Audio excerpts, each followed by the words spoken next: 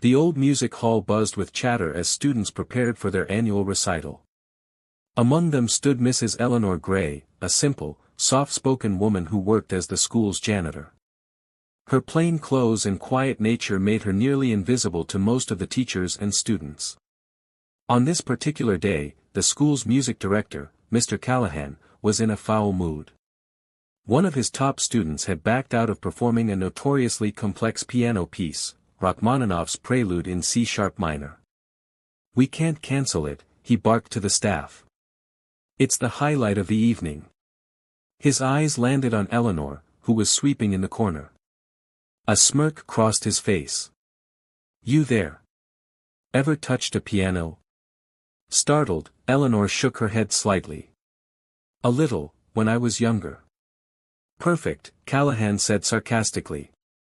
"You'll fill in. It'll be fun for the audience to see a simple woman try." The teachers laughed, assuming it would be a harmless joke. Eleanor tried to decline, but they insisted. "It's just for entertainment," one of them said. "Don't worry. Nobody expects you to get it right." That night, the grand piano stood under the spotlight as whispers filled the audience. Eleanor shuffled nervously onto the stage, her hands trembling. She hadn't touched a piano in over 20 years, not since the days before her life had fallen apart. As she sat down, the first notes of the Rachmaninoff echoed in her memory. Her late husband's voice came back to her, "Promise me you'll never stop playing. It's who you are." The teachers smirked in the wings. The students waited for the inevitable disaster. But as Eleanor's fingers touched the keys, something inside her shifted. The first chord rang out, deep, rich, and haunting. The audience froze. It wasn't the hesitant tap of a beginner, it was the confident strike of a master. Eleanor's hands moved like flowing water, each note resonating with power and emotion. The simple janitor everyone overlooked had transformed into something extraordinary. Gasps rippled through the hall. Mr. Callahan's smirk vanished. This can't be," he whispered. Eleanor wasn't just playing, she was telling a story. Each crescendo carried years of pain, loss, and love. Her technique was flawless, but it was the raw emotion behind every note that held the room captive. By the time she hit the thunderous final chords, the audience was on its feet, roaring with applause. Tears streamed down the faces of students and teachers alike. Eleanor sat motionless, her fingers still hovering over the keys. For the first time in decades, she felt alive. When she finally stood, the hall erupted. Mr. Callahan stumbled onto the stage. Who are you?" he asked, his voice shaking.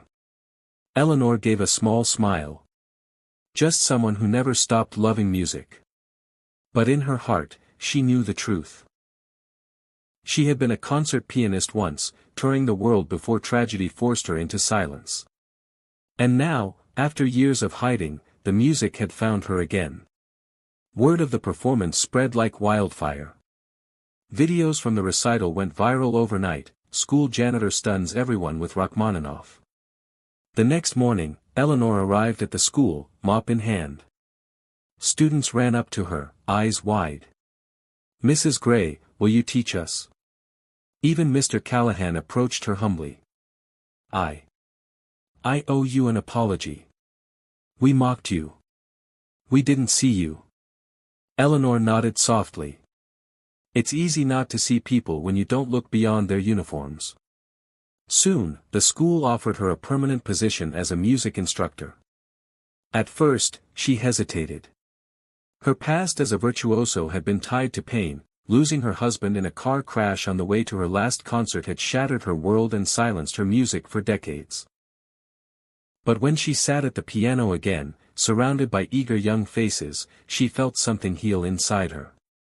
Years later, the music hall bore a new plaque, Eleanor Gray Music Academy, where every soul has a song. The woman once mocked for being simple had become the heart of the school, teaching generations that greatness often hides in the most ordinary places.